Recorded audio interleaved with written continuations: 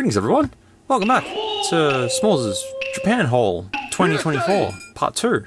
Part 2 is special because it's just more phones, pretty much. There's not much else. I think I'm going to have to do a Part 3 to this because I want to show you all my little like collectibles and stuff like that, and I don't want to have it in this video because I think it's going to go for too long, but we'll see how it goes anyways. If you have not seen Part 1 of this Japan haul, I'll link it up the top for you if you want to have a look at that and have a listen to me ramble for an hour and 20 minutes about a whole bunch of smartphones. That's completely cool. Otherwise, this one is, yeah, more smartphones, but these are smartphones that were the cheaper end. And before you ask, no, there's no welcome devices here. I tried to look for welcome devices over in Japan, couldn't find any. I kind of got one. Kind of. I will get to that soon. But this video is going to be super rambly. Once again, I'm just going to be showing you each of the items that I got briefly, telling you how much I paid for them, where I got them, yeah, show you if they work and show you the specs. I've got probably 20, maybe, to show you. And I'm not going to be doing it in any particular order either. I'm just going to be grabbing them out of this box that's next to me and showing you all.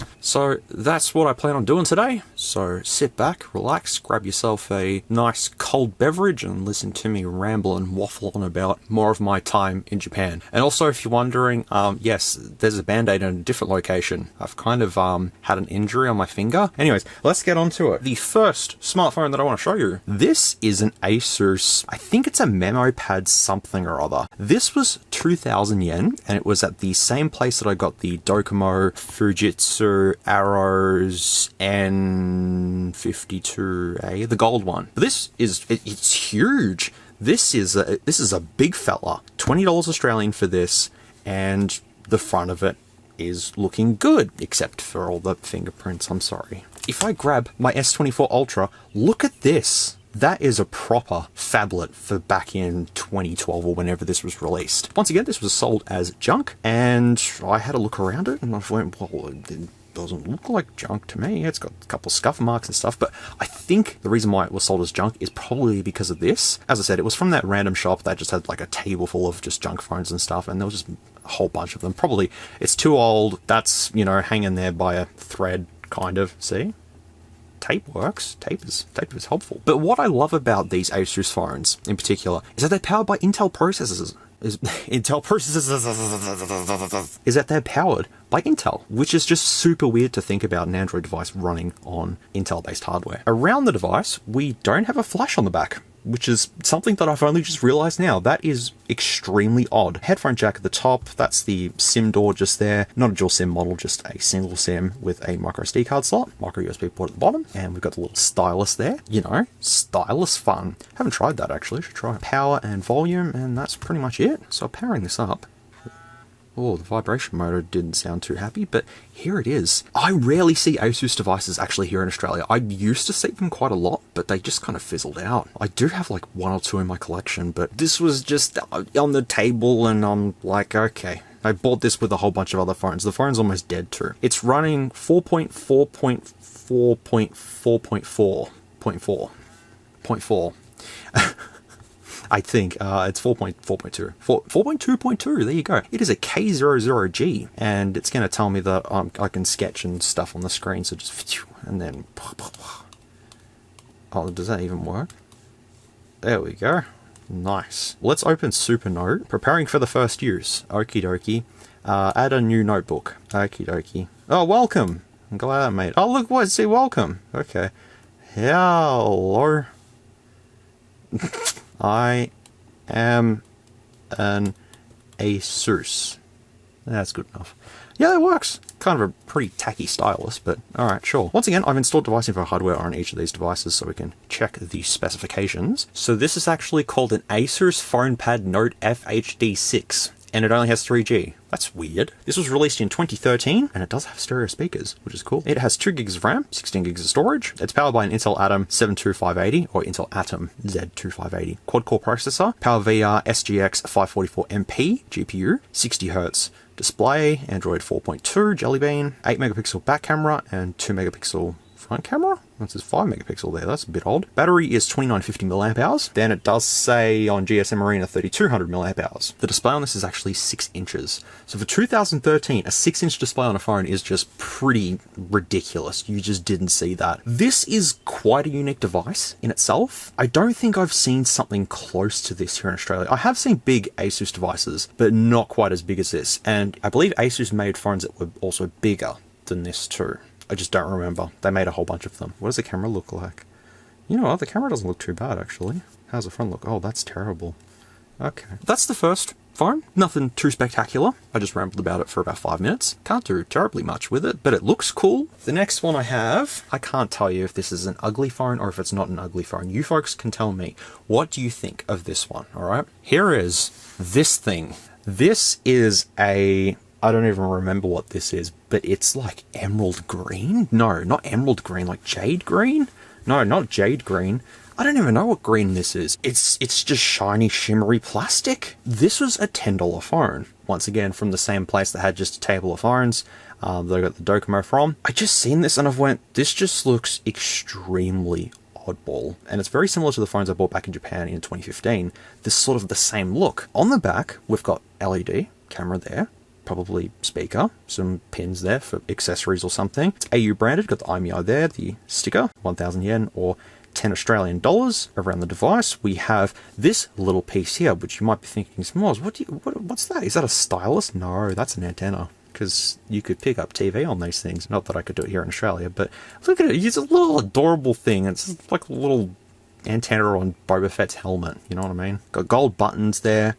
Power button, camera button just there. Up the top, we do have a door for the micro SD card slot, as well as the SIM card slot, micro USB, and a headphone jack. But what company made this thing? It is Kyocera, I believe. It is a Kyocera. But the front is where it gets a little sort of weird looking. It's an Urbano? I don't know. It reminds me of an Escobar phone. I just realized that now. But if I power this on, if it's got, yep, it's got charge, okay. We've got big buttons there too, like the Base Hero 3. Bunch of sensors there at the top as well. When I seen this, I'm like, it's green and gold. It's just, it's, look at the user interface. Like, what is this, man? Let's see all the bloatware that's on. My God, look at all this bloatware. Ah, yes. Good times. Good times with all that bloatware. So let's go straight into settings. And we got all settings in here, but I'll go to About Phone, which it says it's a KYV31, Android 4.4.4, which a lot of these phones that I'm going to be showing you from now on run either Android 4 point something to Android 5. This is just called the Kyocera Urbano V01. It's got a 1080p display, 2 gigs of RAM and 16 gigs of storage, powered by Snapdragon 801. As I said in the last video, you're going to see a lot of Snapdragon 801s. I didn't even realize that. That is a quad-core processor, 13 megapixel rear camera, and the front is only 1 megapixel, or 0.9 megapixels according to that. Battery is 3,000 milliamp hours, and the thermal is, you know, getting there. It's just a really strange looking phone. I don't know. There's just something about it. It's like if you wanted to look rich or outlandish, you'd have this. You tell me. You tell me, folks. What do you think of this? Can I go to the? What's the front? Where's the front camera? How do you go to the front camera? Where's the what? Exchange camera. There we go. Where is that camera? It's right there. It's a little pinhole. Look at this thing. Wow. You wouldn't even know that's a camera. Looks like a notification LED, but no, that's a camera. Why was this sold as junk? Probably because it's too old, and probably because it doesn't have the cover. So it's useless, and you know, what can you do with it? For only $10 though, it's a great little addition to my collection, and I'm very, very happy to have it in my collection, because it's just so strange looking. I don't know, you folks tell me, is it strange looking, or is it good looking? What do you think of this little fella? I don't know. It's very difficult. I think I showed you on stream and you folks were like, no, that's actually cool looking. The next phone that I'm going to show you is the closest thing that I got to a welcome in Japan. And I'm going to tell you the story of exactly how everything happened, alright? Here it is. The story was, in one of my many trips to Akihabara, I went to the specialty store that was just selling all junk goods. And that's where I got the translator from in the previous video. This guy literally had just tubs on the floor of just random phones, tablets, all sorts of things just in these boxes. And I spent probably about 20 minutes going through all of these boxes and stuff like that. And I seen this, and I've just went, oh, sweet. That would be cool to show you all. Like, I bought a welcome from Japan sort of thing. You know, that's something you don't see every day. So I got this, I picked it up, I looked and I went, yeah, cool. 400 yen for this. So only $4 Australian. Now, I don't see anything on the back there that may tell me something specifically, so I just went, sure. It's a Gianni. Not a Gioni, a Gianni. Remember the Gianni phone that I looked at? No, it's not that. And then at the bottom, you got the micro USB port there. You got the power button, headphone jack, you know, the volume keys there and stuff. And I've just went, yeah, this will be cool to test. All right. And it was in a little bag as well. So I bought it for $4. Didn't think much of it. Took it back to the hotel, and I was just getting all my phones out of the baggies and stuff, and was testing them. And I plugged this in, and nothing happened. I went, huh, that's odd. And I went, well, I'll just take the back off, just have a look and just make sure everything's good. And then I went,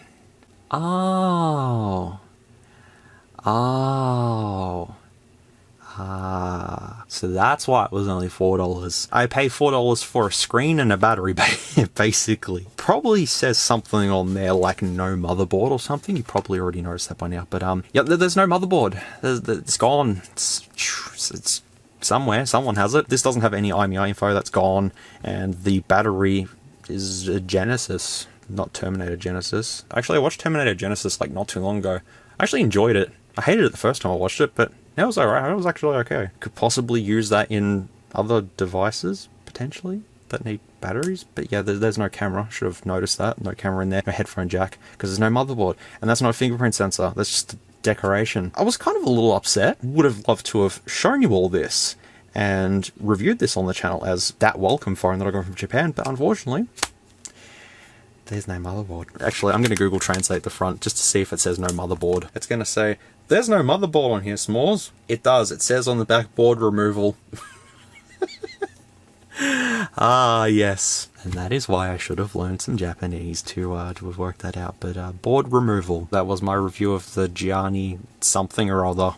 Hope you enjoyed that one. Next up is a phone that I definitely could have got here in Australia, but this was once again at that shop that had a table full of junk phones. I seen it, I picked it up and went, well, you know, I haven't seen one for a long time, so I'll just grab it. And I grabbed it, and it's an LG G2. This was once again 1,000 yen, or 10 Australian dollars. It still has a little plastic thingamajiggies on the buttons there, which I thought was pretty nifty, which means that it's factory. I got an LG G2 from Cashies about 6 months after they released. I got it cheap because it was boot looping, and what I did was when I got home with it, I called up LG and I sent it back to LG, and they repaired it under warranty, and I got a brand new G2, and I sold it for like, I don't remember, like 550 or something, because it was, you know, a top of the line phone for back then. But the G2 was great. I remember loving the look of the G2, and I've tried to find one over the years, and I just haven't found one. Same with G3s and G4 are known for boot looping. I never find them anymore. I used to find them 6-7 years ago. I'd always used to get G3s and G4s. Not anymore. Never find them.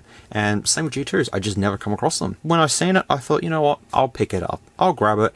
And it's a Japanese variant of the G2. Going around it, we've got the little SIM tray there. At the bottom, got headphone jack, your speaker grills, micro USB, nothing much around there, and not a whole lot around there except for an IR blaster. And once again, it's got a little antenna, because that was a thing. G2 with an antenna.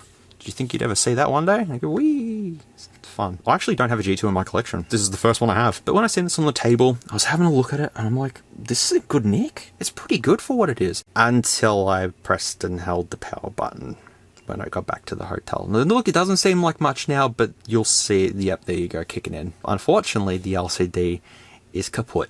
Well, it still works, for the most part. If we ignore that, it's pretty good. But if you look there, it's not the best. I'm thinking it could be the connector inside of this that just needs to be reseated. Perhaps, I'm not too sure. If I go to About Phone, yep, it's a G2 and the hardware is an L01F. It's extremely weird calling it that, because I don't remember what the G2 was called here in Australia. D802, that's it. It all works, but it's just half of that is just looking a little something like that, and yeah, it's just all lines and stuff. But look, I can buy a replacement display on AliExpress for it, which would be cool, but I think for just my collection, I don't care with it being like this. And you can do that and see, look, it's pretty snappy. And I've got device for hardware on here somewhere, maybe. No, I don't. Did I not install it? I'm pretty sure I did. I remember installing it.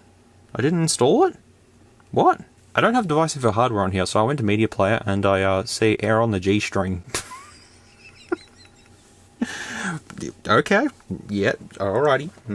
Okay, well, I don't have device info hardware on here, but this should have a Snapdragon 800 in it. It's on 4.2.2, and it should be a 16 gig variant or 32. I don't remember. It's 32 gig, so it has 2 gigabytes of RAM in it, and a 3000 mAh battery. It's nothing too spectacular. I know, it's only just an LG G2, but it was on the table, and I bought it, and I probably should pull it apart actually to see if I could potentially fix it, but I don't know why device info hardware isn't on here though. Maybe I didn't have a file manager or something, but I'm not too sure. Oh look, there's a little mascot on the screen. There he is. Hey buddy. No one told me what his name was. He has a name. I know he has a name. Go on the little LCD line there. There you go. Oh no, you're crossing the line. So yeah, that's an LG G2. So far in this video I've only shown you, well, technically 1.5 phones that were Japan only. Yay! Now it gets better from here though, because I actually have an unopened phone.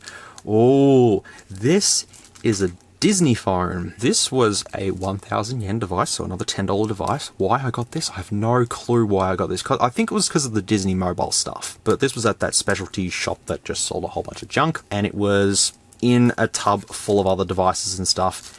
And it's wrecked. Why did I get this? I haven't even tested this. So I think we should open this up and let's have a look and see if it actually does work. Look, there's just a piece of it just dangling there, so we can super glue that back on. It was probably the first time I was in Akihabara by myself where I just started to go absolutely crazy and buy any phone that I seen. So I think this was one of the ones where I was just like, oh, yeah, cool, take, good, yes, buy now, buy now. I don't even know what it is. I've got no clue whatsoever. I don't even know how long it's been. I mean, if we go by what it says on that sticker there, it's been sitting there since 2023, perhaps? And it's Docomo branded, and it's something. I don't know anything about it. Well, let's see if it works. If I'm not mistaken, I believe it's an LG. No, it might be Fujitsu. Okay, well, let's pop that back. Oh, okay. Well, let's not pop that back down into place then. So here's the bottom piece, which should, yeah, see, look, that goes on like that. Awesome. Yeah, like just stay there. Yeah, see, fine, cool. What do I even do with this? Why did I get it for? We'll plug it in and see if it works. But we have, oh boy, what the hell happened here? What is that? The SIM tray? I think that's the SIM tray in backwards and upside down. Ah, got it. Aha, got it. It's not backwards now. All right, let's plug it in. Where is the charging port? Oh no, it doesn't have a charging port. Does it say board removal again? There's clearly no charging port in there. Oh, let's see if it powers on. Well, we can pretend. Okay, that was a waste of time. That's $10 that I won't get back from there. Google Translate. What does it say? Did he root me off? Maybe it says USB gone. Also has a price of 10,000 yen underneath the sticker. Lucky bag smartphone, they call this. Lucky bag smartphone? That's not even... No, that's not a lucky bag smartphone. Okay, well then in that case... Oh, that would have been cool to get working. Wait, maybe the USB's in there. Come on, let's... Lucky dip. Oh, it's plastic cracked. Okay, now how do we take this thing apart without breaking it? I think the answer is it's not going to happen. Does this have anything in it? Oh, hello. Okay. Well, we have a battery. Pretty sure that's not how it was meant to come apart, but hey, I'm optimistic. Oh, there's no camera either. Yep, everything is wrong with this. There's no motherboard either in this. That's gone too. Oh, the back would have glowed. Look, the back would have lit up. Ah. That's $14 down the drain. Whoops. Okay, let's be optimistic. I was in Japan and I was left to my own, I don't know where I'm going with this.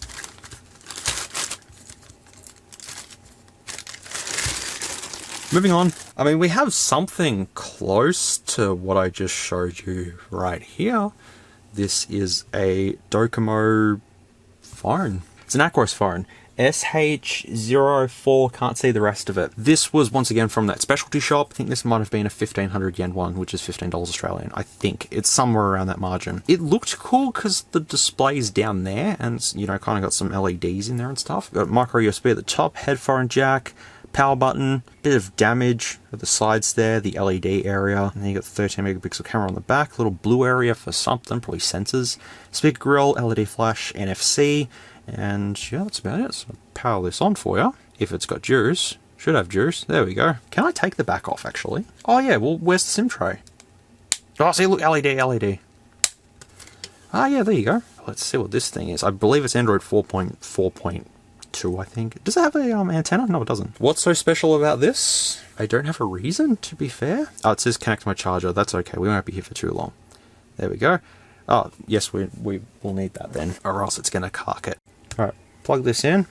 There we go. See? Red light down the bottom. That's helpful. This being in a junk store and its condition, it all makes sense why it was sold as it is. Go to device info hardware, and we'll get to know a little bit more about this fella. It's slow. Oh, there we go. It's a Docomo SH04E. This is a Sharp Aquos EX SH04E ladies smartphone. Okie dokie. Well, it is running Android 4.1.2, where the CPU is a Sharp Lynx DL22 by Qualcomm. That doesn't make any sense at all. It's powered by a Snapdragon S4 Pro. Oh wow, I didn't realize it was an S4 Pro. The S4 Pro is featured in the Xperia, the original Xperia, and device info hardware just crashed. It's got, yeah, 2 gigs and 16 gigs, and it's got a 720p display accordingly, but device info hardware just keeps crashing because Android 4.1.2 is kind of a bit outdated. Let's just put it nicely. It's got bloatware on it. I didn't think it was a ladies' phone. Like, what? How do you distinguish it and call it a ladies' phone? It's got Monster Hunter on here, by the way. Is it actually... Oh, copy start. Copy start. Is it downloading from the internet? I don't know what it's doing, to be fair. When was this released? 2013. And it's got a silicon TFT LCD in it, which is not that interesting. But it's got LEDs, which is fun. And there's a red ring for waterproof on there too. I feel that these smartphones are a waste of money. This is the waste of money segment. Hey, we'll leave Monster Hunter to keep doing what it's doing. Maybe we'll have a quick game of Monster Hunter or something. I don't know. I'm just having a look back over my receipts, and Monster Hunter is finished. Sorry, we can't go there just yet. Wait. Monster Hunter. My name is Sam. Because that sounds like a serious Monster Hunter. Okie dokie. Haha. Yep, it's loading. This is fun. This is exciting. This is kind of cool. Hey! PS1 graphics! Oh my god, now this is actually cool.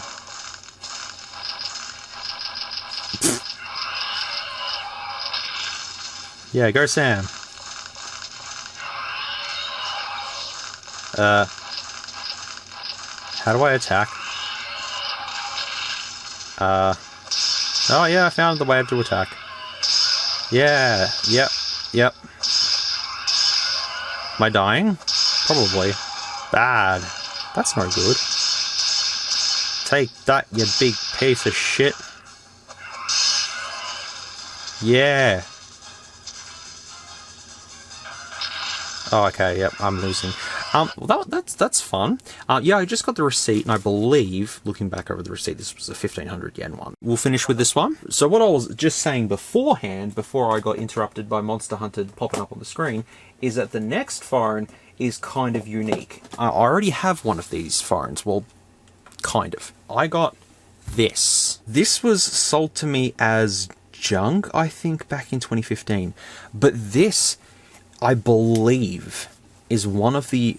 Sharp was really innovative back then. I believe this was one of the first phones with the 3D camera system on it. Don't know how much I paid for it, but I got this recently in 2024, and I paid 800 yen for this. But it's in crap condition though.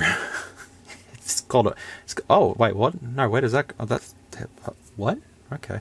It's got a terrible crack in the glass. Actually, it's got several cracks in the glass. You can see it right there. It's a bit damaged. Actually, I don't know if that one's newer or not.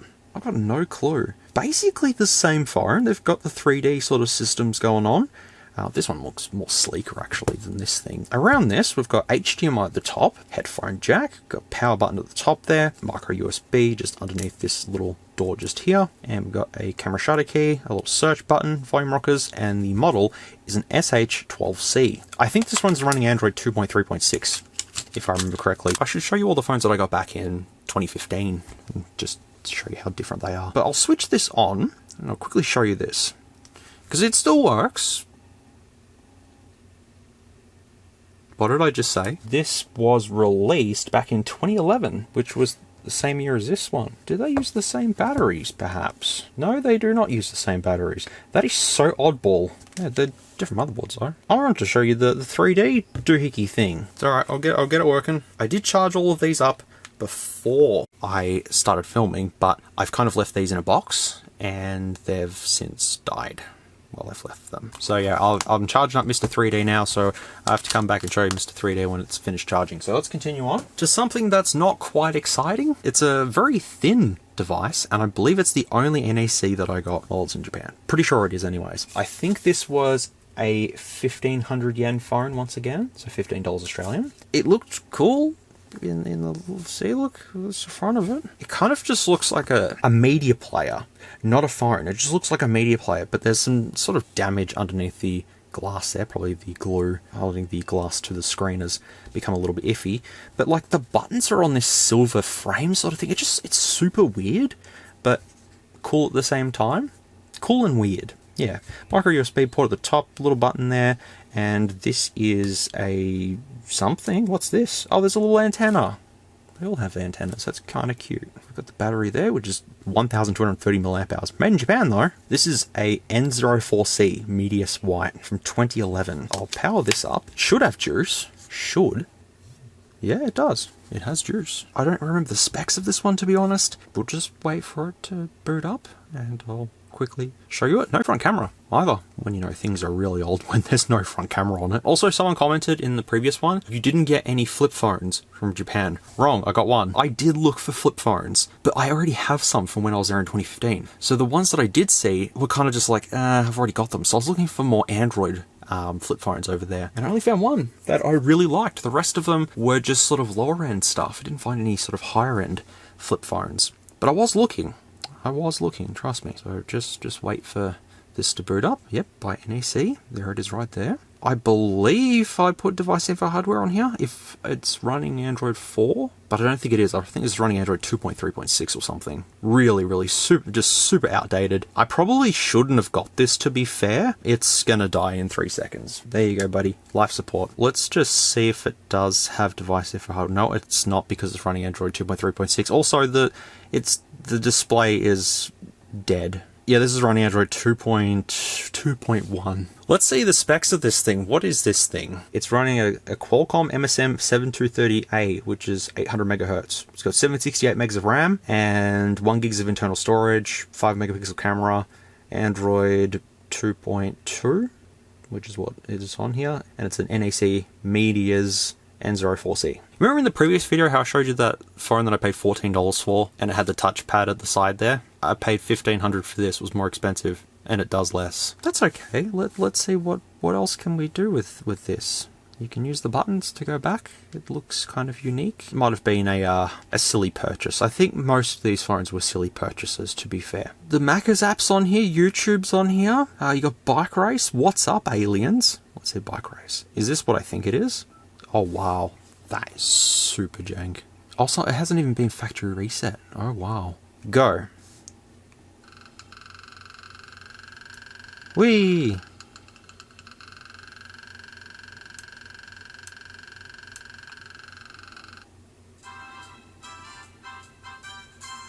I don't know about you, but I'm not having fun. Oh, boy. At least I have this in my collection, so I can look at it and say to myself, what a waste of money. SMOOREZ. No wonder why I ran out of money, because I was buying stupid... If I'd known that it was running Android 2.2.1, I probably shouldn't have got it. But instead, me being me, I see phone, I go, oh, I want to buy. Alright, moving on. We have this. Okay, I got 2 flip phones while I was over there. This was 800 yen. It's destroyed. I mean, kind of. But this is a Panasonic P902i. I seen it and I thought it'd be cool to have a flip phone, a retro one, except the battery is swollen in it. But that doesn't matter though, we'll just put that back in there and pretend like no one ever seen that. But I think this was the oldest device that I did see while I was in Japan, phone-wise anyways. Anything else that I did see was either running Android or was a little bit slightly newer than this. But I think this takes mini SD, if I'm not mistaken. Oh, mini SD, how sick. I believe this runs Symbian as well, but I could be wrong about that. You do have a front camera, and you can switch it from macro to wide, I guess, or standard to macro. I had that switch on the Motorola V3X. I believe that did absolutely nothing, but that could be just me. Also, that could be for the back camera too. Oh, it's for the back camera. Look at this. Watch the lens real carefully. See it? Ah, that's kind of nifty. See, look. Boop. It's got infrared at the top there. Old school charging port. It's got a couple of buttons that are a bit yellowed there. It's got AV out. It's not a headphone jack, AV out. But the greatest thing about these Panasonic phones, we have them in Australia, is the button to... I think that's probably one of the coolest features about these, is just the... You can sit there all day and just... When I did get this initially, the hinge was really, really stuck. But once I got back home in Australia, I cleaned it all up and stuff. Like got all the rubber coating off down the bottom here because they were sticking the hinge down, and I was able to flip it. But if I power it on, it's dead, unfortunately, because the battery's swollen. I believe when I started charging the battery started to just go psst. So I can't do terribly much with this one. For a phone to have in my collection as a Japanese-only device, once again, could be cool. I'm starting to run out of reasons why I got half of these devices, to be fairly honest, but that's okay. Moving on to another Sharp. This was 900 yen, or 9 Australian dollars. Snoopy's down the bottom, which immediately makes it worth it. This has an 8 megapixel back camera, and it looks pretty average. Oh, hello. Didn't see that. A little flap for the door there for the micro USB port. This is just fairly average, isn't it? It's an SH02D. You got volume rockers there, power button. Once again, you got the little antenna there, so you can watch your television on your mobile phone, because that was advanced. And the front of it looks a little something like this, which you'd be thinking it looks like a standard Android device. Very old school, and you'd be correct. This is running Android 2.3.6, but it does this. Ah, that's pretty cool. When I was there in 2015, I bought, I think, 3 of these. I bought 2 from Book Off, one that had a 3D display and one that did not, and one that was for parts only, or junk, for 1,000 yen, I believe, and it's in its box and everything. This is a Docomo branded Sharp, and there's a problem with this, because that makes sense, because it was sold to me as junk. Once again, it was from that place that sold me the Docomo Gold phone. I went back there like 3 or 4 times. Was just perusing the many phones on the table, but this has a problem where the power button just works all the time. Well, I mean, it works in a sense where it powers on the phone, and then when you try to lock it, it doesn't lock. So the power button's being held down all the time, but it doesn't switch off, it stays on. When I seen this for $9, I'm like, well, look, I have the other one, so I guess it doesn't hurt if I get this one. And, you know, it slides. And it's pretty cool. See, look how cool that form factor is. We didn't have any of these in Australia, I believe. We didn't have a phone that slid up to reveal a keypad. It was more like if you slide it sideways and got the QWERTY keyboard and stuff. Let's have a quick squiz at this. There's not a whole lot to look at on this, but I'll just quickly show you nonetheless. And here we go. And it's setting what? It's still setting that thing. Whatever it says on there. Pressing the power button, nothing works. So just leave it as is. There's a little eject button there. What does that do? Oh, hello. I've opened up 6 things at once. So look at all the bloatware. Look at all of that bloatware right there. That's a lot. Yeah, that's wow. That's a lot of bloatware. I don't know if this is a 3D one or not. I believe this has valve view. Yep, valve view. See? Once again. But I'll just go into settings and I'll see what it is. 2.3.5. let's have a look at the specs for this thing. It's an Aquos phone slider, and it was released in 2012. This is running an MSM 8255 at 1 GHz, so it's an S2, a Snapdragon S2. And that's all I know about it. I'm trying to look online for some specs of this. I know that it has a Snapdragon S2 in it, but that's about it. It's got a microSD card in it, at 375 megs of internal storage. Honestly, there's not too much that I need to show you with this one, to be fair. It's just a cute little slider. Look, he's still on there too. He's been there for a while. It's also got the market on there. Wow. Yeah, search results are all over the place for this. So if you want to have a look for it, it's the SH02D. If you can find some more info about it, feel free. But yeah, there's not really much else that I need to sort of show you on there. So in order for this to stay dead, I have to put a bit of tape over the battery contacts. And then I can just boop that back in there. And then boop this back in. I did it the wrong way. Something like this. And perfect. Done. But yeah, $9 for this. Was it worth it? Probably not, but I have it in the box of phones that I'm sorry this video is really boring now, isn't it? I hyped it up and I'm like, this would be really fun to show you all these phones because they're unique, but there is a small glimmer of hope coming up. Let's go back to Mr. 3D, because Mr. 3D reckons it's charged. So let's say hello to Mr. 3D, and it's got a SIM card in it, I've just realised. It's a Docomo one. I probably need one of them, actually. Well, I've got one now. Sweet. Didn't even realize that was in there. And if we plonk battery in and we press the power button, where's the power button? There it is. Hold the power button. It's on and it's off. I don't remember it doing this. It worked. It worked beforehand. Maybe the power button's iffy on this. Let's just hold the power button. Just hold it. Does that work? Okay, nope, that kills it. Hold up. I think we got it. I think it's fine. It should be fine.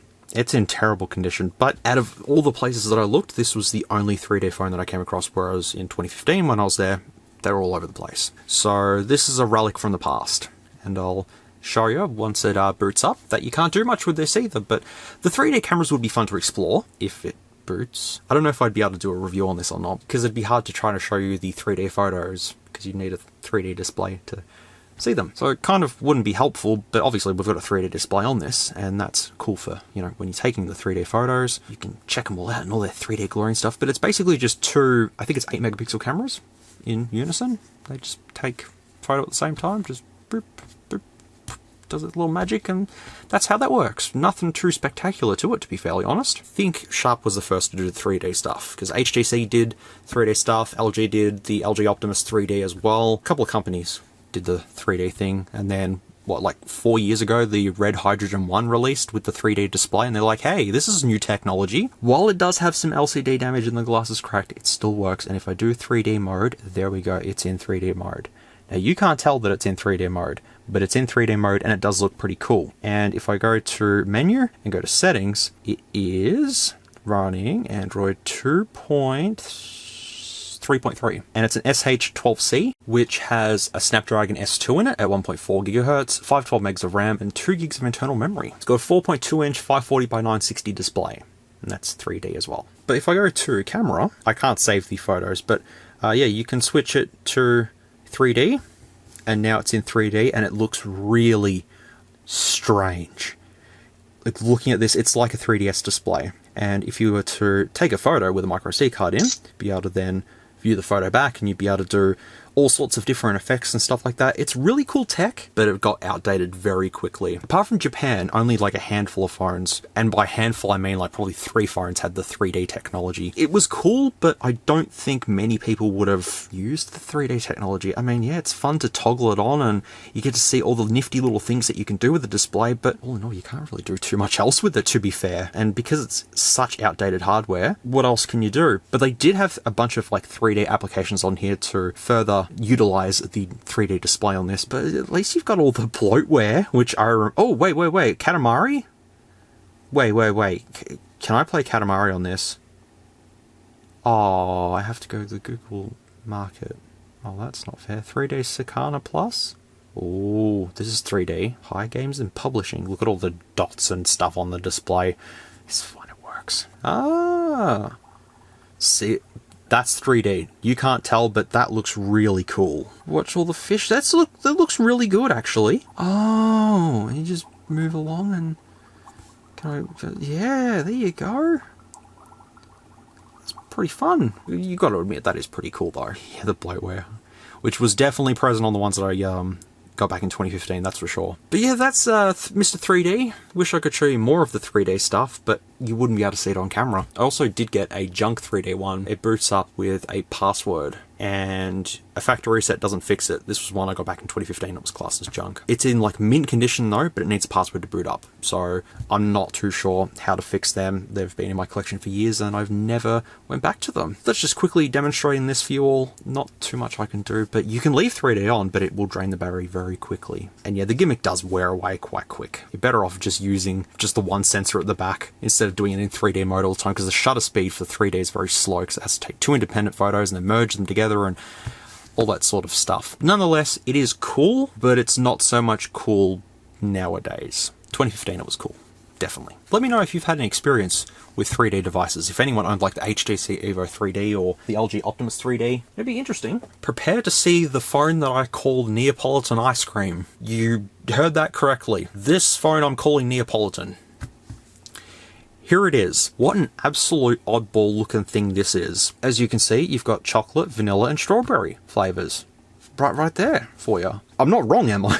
I'm not wrong. This phone is weird. It looks like it has a curved OLED on here, but it's not. It's just an LCD. It's just got curved glass, which gives it that more sort of, ooh, look. But it's pink. It was 1,000 yen, which means it was 10 bucks. Bit scratched up and stuff, but got LED flash and camera at the back there, speaker grill, and then you've got the micro SD card slot and SIM card tray just in there. At the top we've got a headphone jack, a power, volume, and it's got micro USB, not Type-C. And this was at the store that had the table of junk phones. When I seen this, I'm pressing the buttons at the bottom going, they don't press in. That's probably why this is faulty. No, they're capacitive. Didn't even realize it. But I'll switch this on for you. This has such a cool user interface. It's so bouncy and it's smooth. Look, everything just sort of... It's just bouncy, but it's really smooth though. That's one thing I loved about this, is when I first switched it on, I'm like, wow, this is really responsive. Like, it's cool. But yeah, these are capacitive buttons.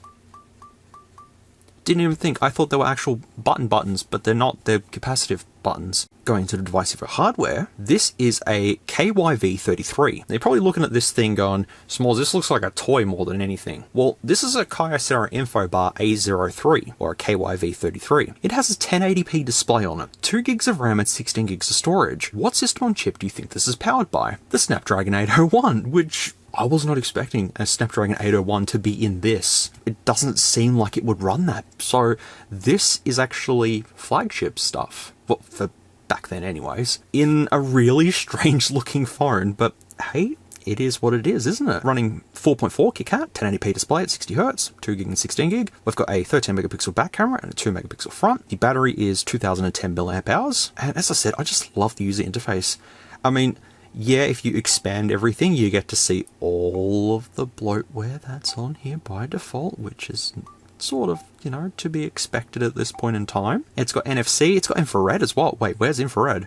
Where would infrared be on this? Maybe that's infrared just there. Look, that looks like ET from Atari 2600, you know, when he's like... I guess this was also probably a phone for accessibility, perhaps, because of the buttons and stuff. I don't know, I'm just sort of guessing there. It's fairly thin for what it is. Why I purchased it was a couple of reasons. It looked strange. I thought it did have a curved screen on it. I thought these were buttons, but they're not buttons, they're capacitive buttons. And it's a Neapolitan ice cream phone, basically. Yeah, that's a silly reason as to why I purchased it. But hey, it's got a Snapdragon 801 in it. It's pretty capable. Too bad it's not running anything past 4.4 though. It may have a software update. Let's see if I got Lollipop. No, this didn't get Lollipop, unfortunately. But nonetheless though, it's a pretty cool looking device. Not sure what I'm gonna do with it, but for 10 bucks, I think this was worth it. I have to show you all now, the one flip phone that I got from Japan is this thing right here. This is a Kyocera Gratinus, I think.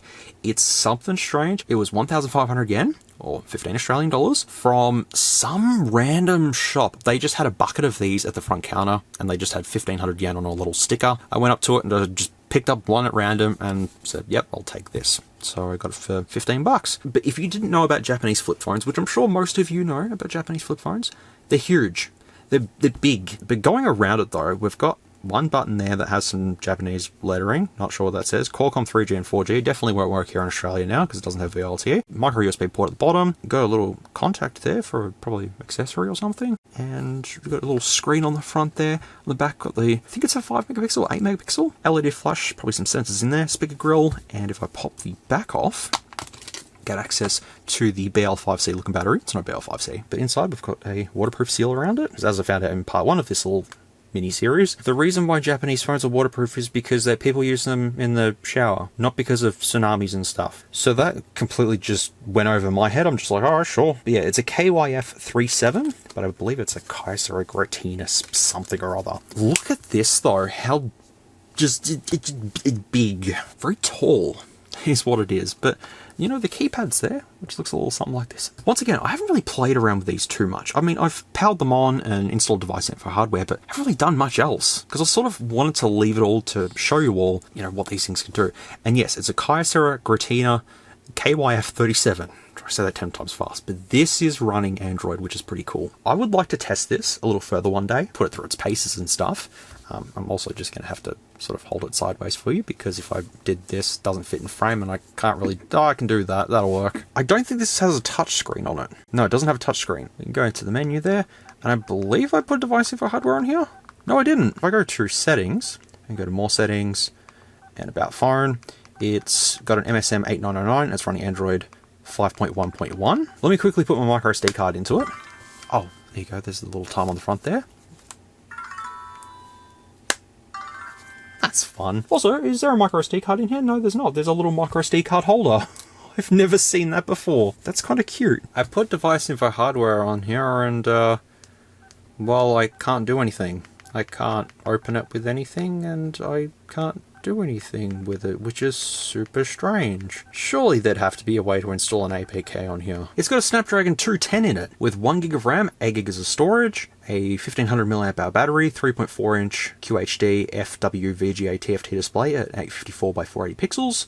Sub-display is 1 inch to NFC, and the full name accordingly is a Kyocera KYF37 Gratina 2 4G Wi-Fi Katai. Tough Android flip phone unlocked for $422. That's a bit expensive. $422 on eBay? For this? Why is it so expensive? That doesn't make any sense. I've just looked, and accordingly, this has VLTE. I'm going to connect this up to my Wi-Fi real quickly. Did I do it? Did I connect? I connected. Alright, cool. Let's see if we can go onto the interwebs. By a long press, the pointer switches on and off. So it does. Wait, this is military-grade shockproof? Really? Well, let me try device info hardware, and then I'll put a SIM card in. I'm going to call it and see if it works. Wow, if I knew that they were asking $275 US, I should have got like 20 of them and just palmed them off, but probably wouldn't have been useful to sell him here in Australia, unless it does have VLTE. I'm going to laugh if it does have VLTE. It actually says it does support it though. Wow, okay, sure. The file is not supported, you cannot download. That's not nice. I wonder why I can't install device info hardware. There's probably a way to do it. ADB and all that sort of stuff, but I know the specs of it. It just would have been cool to have device info hardware on here. I don't know if you folks know of any other ways to potentially get that working. Let me know. Let's see if this Android 5.1.1 device still registers on a network or if it's locked. It could be locked AU actually, I don't know. They didn't tell me. This is probably one of the more unique devices in this part anyways. I am getting to more unique devices soon, but I just think that this one is something a little different because it is a Japanese flip phone and they're built different, and we're going to just soon see if it comes up. Oh, wait. There is a setting where you can actually unlock the SIM card. So I'm going to just see if this works. I'm connected to Wi-Fi. It should be downloading some sort of a like little update file to allow it to be used on networks. I did it with a couple of phones actually. Just went to settings and done this. And then once it reboots, you can just use your phone with any SIM card. But let's just see if it does work. Come on, buddy. You can do it. Oh, there you go. Update failure. Maybe it'll get a software update, perhaps? Nope. Okay. Nope, just comes up with an error. So unfortunately, I don't think I'm going to get too far with that. But even if it did work, it probably wouldn't work on anything past Vodafone. I tried. But yeah, as I was saying just before, probably one of the more unique ones I got in this part. So at least I've got to play around with it and work on trying to install APKs, but If you got an idea, let me know. We're left with 7 phones in the box. Not too much left. This is where things get a little bit interesting, because I got this. This is another Docomo device. It's kind of like the Disney phone, but it's like a better version of it without the Disney glowing at the back thing. This is a VQK F06E. That's an Arrows NX, so Fujitsu, and it looks pretty unique, kind of looking. I believe this was 2,500 yen from that specialty shop. Got a headphone jack at the top there. We've got a, of course, got the little antenna there. Then we have a door for our SIM tray and micro SD card slot. Then around the phone we have a button. No, that's just decoration. Okay. Volume, power. Yeah, they're just little decorative pieces. At the bottom we have the micro USB port, just hidden inside of there. All waterproof doors, which is good that they're all waterproof. Yeah, it's an F06E. Power this on for you. I'll have a quick squeeze at this. If it's alive. Don't tell me it died. No! Alive. Alive yourself. Once again, I had these all charged up, but the batteries have degraded over time. They just no longer worky. I don't know what is wrong. Oh, yeah, there we go. It's charging now. Alright, I've got to leave that to charge because that is not doing anything. Red light comes on, and that's it. But it should be working. Maybe it's just extremely dead. Let's leave that one. And now I'm going to bring you on to a whole bunch of Sharp phones. And I think I'm going to show you the best of them first. For a total of $22 or 2,200 yen. Don't mind this just chilling in the background. That's just fine. I'm monitoring it. I got this. And you're probably thinking to yourself, well, SMOOREZ, this is just a regular phone. There's nothing special about it. Wrong. You're very wrong. This is a very, very, very special phone. This is something that I've really wanted for my collection for a very long time, and I'm sure you've probably worked out what this is by now. This is the Sharp Aquos Crystal 2. Not the first one. The first one was terrible. The second one's better. This was at Hard Off in Akihabara. It was at the top of the main street in Akihabara, where like Mode Off is and stuff. It was that one. And I seen this and I've just went, oh, yep, that's a collection piece right there. If you don't know what I'm talking about, allow me to show you around this. But apart from the nice blue back there and stuff, it's pretty cool looking. Got a little door at the top there for the SIM card tray. Got a headphone jack on the side. Got the power and volume. At the bottom, got a micro USB port and nothing on that side. It's all plastic though, but it's the front of this that makes you go, wow. So I reviewed the, was it the Doogie mix or the Eulaphone mix or something like that? The bezel-less sort of looking phone. This is a bezel-less phone. It's crazy to think when this was released, which is 2015. Now, if you're unfamiliar with these, you're probably looking at this right now and going, that's a really weird smartphone, SMOOREZ. And you're right, it is really strange. Down the bottom there is what would appear to be the speaker grill and the front camera and the Aquos branding there. Take a look at the screen. There's no bezels. You got a chin, but that's it. Also, it looks like it should be that way, but it's this way. So booting this up, you know, everything looks fairly average at this point in time. Nothing too special. There is a screen protector on here as well, which I probably should take off, but I'm leaving it on here just in case. There you go. Look at this. For 2015, there's no bezels.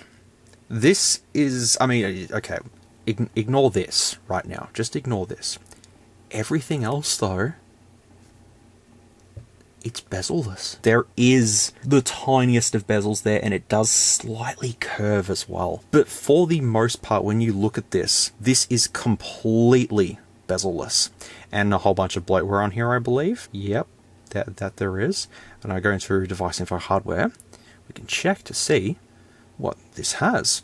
So it's got a 720p display. It's an SG403SH with 2 gigs of RAM and 16 gigs of storage with a Snapdragon 400. It's on Lollipop, Android 5.0, 720p, 60 Hz, 2 gig and 16 gig, camera, 8 megapixel and 2 megapixel front, and a 2030 mAh battery, which is not a whole lot in this. Just take that in. Isn't it a gorgeous phone? I mean, this looks like something that would come out sort of nowadays sort of thing. Just imagine a phone with no bezels whatsoever. No notch, no nothing, just a bezel-less display. This is pretty much what you're going to get. Honestly, when I first powered it on at the hotel and was having a look at it, I've just went, this is unbelievable.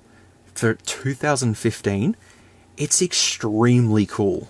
It's just weird if you went to open up the camera on this and use the front camera, because if the camera's down the bottom there, well, whoops. See, you're looking down like that. In cameras at bottom of the phone can take better if upside down. Shutter is screen touch. So you do, and that's how you would use the selfie, which it doesn't look too bad, actually. Looks reasonable. You wouldn't answer the phone upside down, would you? I'm pretty sure the earpiece is underneath there. There's no way that you'd pick it up and hold it upside down. Should we try it on Vodafone? See if it works. I'm curious to just see if it works on a network. The other phone's powering on, so that's a good sign. Put a SIM card in it. Let's see if we do get something. I never thought I'd actually get one to have in my hands, but I have it. It's really just... it's something and it needs to be unlocked. And now it's rebooting. That's helpful. What is it on then? I wonder if I can ask that person that unlocked the other phones for me, if they can unlock this for me, because I don't know what this is on. Let's see if I can go to settings and unlock it potentially. I think you can. I think there's a little option to do that for YAYY Mobile. No, that doesn't work. The carrier setting probably needs an unlock code to be able to use this with SIM cards, but I don't think it's going to work anyways because of this probably not having VLT, most likely. I'd like to review it. I think it'd be just cool showing you this because it's just such an appealing looking device. The blue's kind of a bit odd with this. I reckon it should have just all been silver, but blue will do. Blue is cool. So yeah, that's the Aquos Crystal 2. I thought it was first gen, but no, it is second gen. But that's okay, because the first gen's kind of, yeah. Let's come back to this one, if it's doing anything. Hey, there we go. Also, if you didn't notice about this, fingerprint sensor as well. But I believe this is Android 4, so this is it. And I reckon we should do the fingerprint sensor, actually. Let's try it. Fingerprint settings. Okay, we'll do that one. So yeah, I'm registering it. Oh. You gotta swipe your finger down on it, but it's not quite working as it should be, but that's okay. Yeah, it's definitely Android 4.2.2, F06E. Got a 1080p display on this, 2 gigs of RAM and 64 gigs of storage, which I didn't expect this to have 64 gigs in it. It's got a Snapdragon 801 in it, I believe. No, it's a Snapdragon 600 that's in this. 1080p, 60 Hz, 16 megapixel back camera, 1.2 megapixel front camera. Battery is 3020 milliamp hours. Little mascot on the screen there too. What bloatware have we got? Yeah, okay, we've got a bit of bloatware. Yeah, I did put CPU Z on here as well, which I think says, yeah, Snapdragon 600. Probably should have used that for the older devices. Why did I purchase this? I think it was because of the fingerprint sensor on the back that I thought, oh, that's pretty cool. First generation fingerprint sensors, where you gotta swipe down on them to get them to work, and it doesn't work on this. So it's kind of, oh, it's a crank game. Didn't see that. Oh, what? What does that mean? What does this mean? Probably needs Wi-Fi, doesn't it? Oh, we just press back and then hopefully the message doesn't come up again. Well, that would have been fun. Oh, what's that looks nightmarish. What are you? No TV. Not TV, actually. Sorry, not TV. Pretty sleek. Pretty cool looking device. That's really it, isn't it? There's not much else to sort of talk about with this one. Except it screams at you. All the doors and stuff are intact. It's a bit filthy. I haven't cleaned it. I probably should clean it. And maybe I'll try the fingerprint once again. Hang on. Let's go back to the fingerprint. Also, how do you register your thumb for this, by the way? How does that work? how does that work? Let's do this and I'll just do that. Let me just do that again. So you got to swipe it right like this. You got to just swipe your finger down over the sensor. Now if I lock it and then do this, I should be able to just... oh, there we go. It does work. That's nifty. So yeah, just slide. Unlocks. Pretty primitive fingerprint sensor, but hey, it works. That's worth it in itself. I was trying to enroll it like that. You're supposed to enroll it like this. Yeah, apart from that though, it's a Japanese device. It's Fujitsu.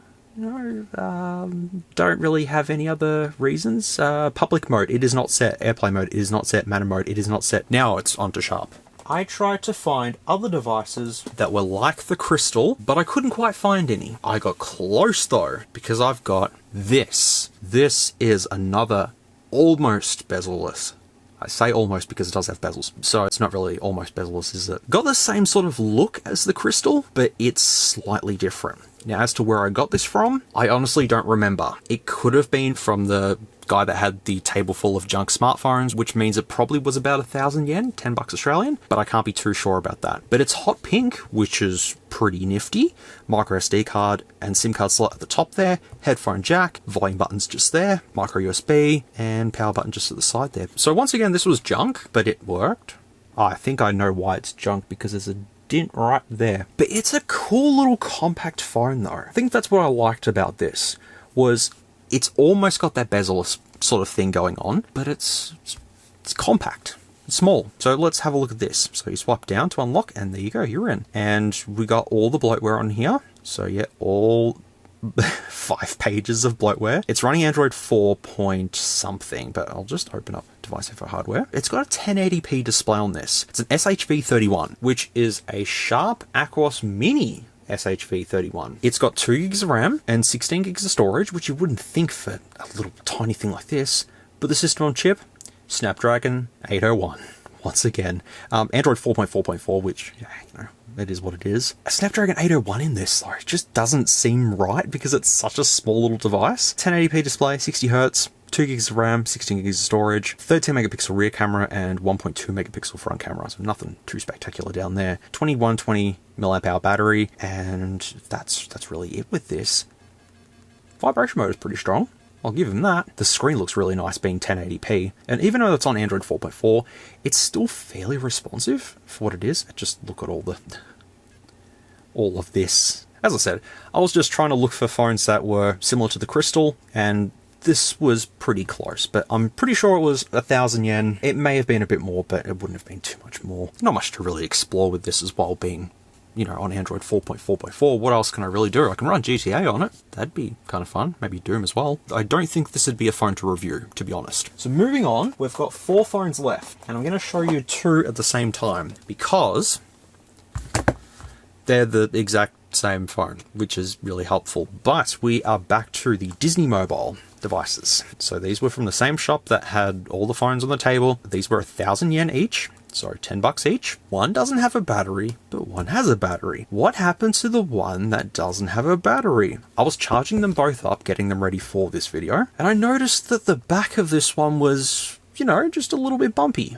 I thought that's a bit strange. Pushed down on it, and I went, that doesn't feel good.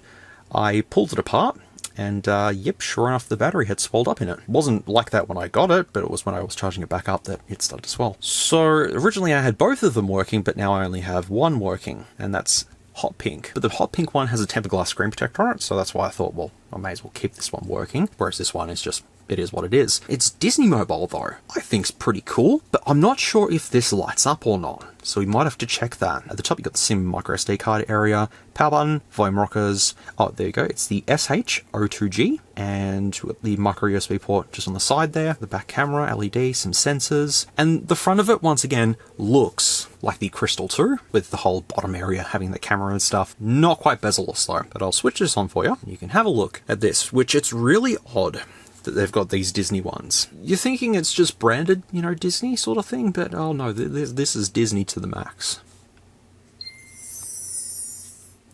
It's a magical experience. I mean, the fonts itself are just like, they're just right at you. It does have Valve View as well, but it's just so magical. I wonder if the back actually lights up or not. Let's go to settings. Oh, that's right. This has LEDs at the side. It doesn't have LEDs in the back, I've just realized. Yeah, so there's an LED there, and there's an LED just there. So the back doesn't do anything. Unlike the one that I thought would have worked, that was in pieces. But every time you do something, it's just bling. If I go to device info, it's running Android 4.4.4. There's probably no software updates for it, which is unfortunate, but this is something that I would have only found in Japan, a Disney Mobile branded Sharp device. It's odd, and I'm pretty sure you can go to sounds and change all of the, you know, see all that sort of stuff. But I leave all that on. It adds to the charm of it. Look, you got Mickey Mouse there, hidden Mickeys everywhere. And there's games as well on here by default, like Fantasmic and Happiness and Disney and Tokyo Disneyland, and there's a whole bunch of things going on here. Oh, look at that. That's just something. And the display on this is actually really good. I've got to say, that's a really nice display. We've got device info hardware on here. So I'll show you all that this is running. I think you've already figured what Snapdragon's in this. Oh wait, there's a frozen version of it? This also claims it has VoLTE. Snapdragon 801. I didn't think I'd get so many devices running 801s in them, but here they are. 1920 by 1080, 60 Hz, 2 gigs of RAM, and 32 gigs of internal storage. Cameras, 32 megapixel and 2 megapixel front. Battery, 3300 milliamp hours, which isn't too bad, providing this one doesn't swell up. Should be fine. It'd be good for a kid, that's for sure, but this seems like a phone too advanced for a kid, because it's just, I don't know. But it's cool nonetheless, though. I will say that. It is definitely cool. And I have parts, just in case this one has an issue. I can swap and... There are reasons as to why I bought 2 of them. Actually, I believe what happened was I bought one, probably this one initially, and then I went back to that junk phone place, and I thought, oh, I haven't got this one, so I purchased another one, and now I have 2. That goes with the next 2, which is the final 2 phones of this lot. I happened to just buy one, and then forgot that I had it, and then bought another one. And oops, I'm kind of curious about the VoLTE thing. I'm going to chuck a SIM card in this, just to see. Oh, the lock screen as well. Look, did you see that? Look at that. Whee! Do I get reception? Oh, it's network locked. Ah, wait, maybe we can update it though, because sometimes you can. It says it's got VoLTE, but I don't think it would work. Just a really neat sort of phone. Trying to look for more crystals, but ended up with Disney. 2 of them. Because I couldn't help myself, could I? I should have wrote down while I was over there what phones I had and what phones I didn't have, because there were several times where I was at one of the junk phone stores and I'm like, do I have this phone already? Have I already bought this one? And then I got back home and I'm like, nope, I didn't have it. So I go back and then I'd get it. But then it got to the point where I had so many of them that I just lost track of them. And well, here we are. Also, are we counting how many phones I've featured? Because I've lost count. I've also lost count of how many lithium batteries I've featured as well. If you're keeping track, well done, because I've completely lost track. Oh, also the white one has damage at the back there too, and it was easy to get into. You just unsnap the snaps and it just snaps open and pop goes the weasel. Alright, the final 2 phones of this entire lot. They're both the same phones. Here they are. These were both from that junk phone shop. These were 1,000 yen each, or 10 Australian dollars. Once again, they're Aquos phones that appear to have minimal bezels, kind of, not quite. There's something a little unique about these. As I said just before, bought one and I was like, sweet, I've got that. Went back there and thought, oh, I don't have this. I'm pretty sure I didn't buy this. And then I buy it and go back home and, oh, I've already got one. But I've got 2 for parts now, which is really helpful. Not a fan of the pink one. I think the blue one's better. If you have a look, you've got bezels. Okay, that's all fair and stuff. You've got the camera down the bottom there. But look at this. You've got the volume buttons as capacitive keys on the front of the phone. That's just extremely strange to me. The power button's on the side, headphone jack at the top, the micro SD card area just there as well. Is that an antenna? This is an antenna, isn't it? Yes, of course it's an antenna. Cool. Put that back in there. And then micro USB on the side there. It is a Sharp SHL25. And at the bottom, just hole for a microphone and stuff. It's very simplistic, isn't it? And on the back, NFC as well, the camera, some sensors in there, and the LED flash. What I was thinking was, if they've put the volume keys at the bottom, what if you're on a phone call and your chin touches the front and you're just doing the volume while you're making a call? Do you know what I mean?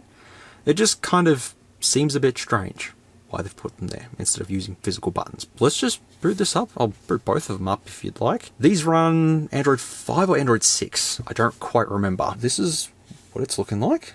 And the display's really nice on this too. And if I go to there, you can see all of the bloatware, which, I mean, there's not too much bloatware on here.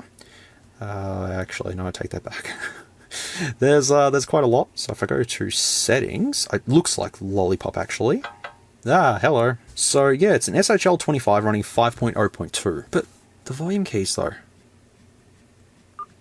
How weird is that? I'm pretty sure that the sensors at the top here, once they detect, the side of your face there, it's going to disable these. Potentially, I'm not too sure. Should we chuck a SIM card in it? They're both AU branded, so I'm not too sure if they will work or not.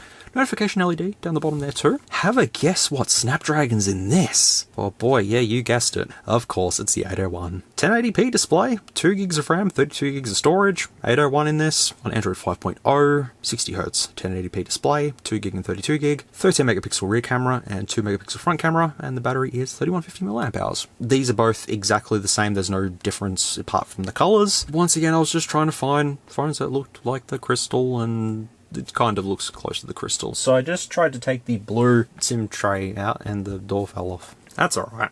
Whoa! SIM is perso locked.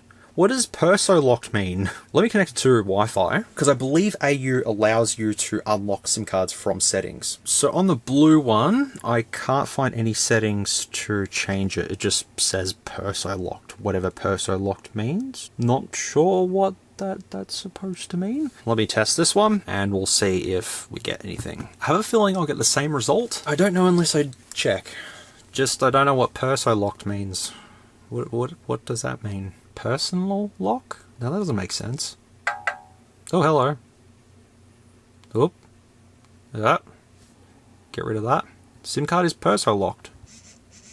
Well, that vibration mode is a bunch of angry bees in there. I don't know what perso locked means, so I'm just going to ignore that. Would have been cool to see, you know, if these ones could potentially pick up networks, but I don't think they would. Most of the newer ones do work on Vodafone, but not Telstra and Optus. Definitely not Telstra, because VLTE is Telstra. Telstra's VLTE. It's stupid stuff. But that is all of the phones that I picked up in Japan. That's every single one of them. And I think part 1 was the best. Because these ones, they're all just sort of too old to do anything, but I think the best ones out of this one were the Gratina, the Kyocera Gratina, the Aquos Crystal, the green weird thing, and the Asus phone pad. I think they were the most unique ones out of this one. Potentially. So I bought back 39 phones. I thought I bought back more than that, actually.